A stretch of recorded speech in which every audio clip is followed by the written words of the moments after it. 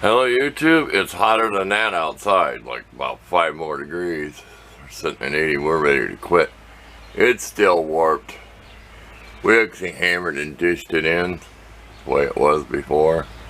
We primered the inside. Those washers like gussets to keep it from racking and twisting.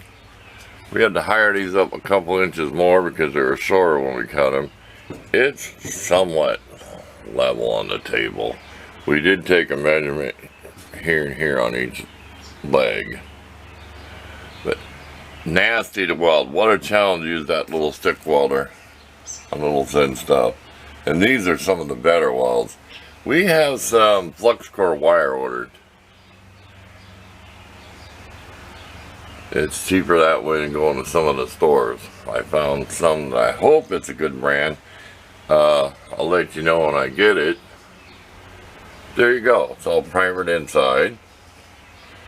And look for the pictures. That'll be better. That'll tell the story better. So thanks for watching.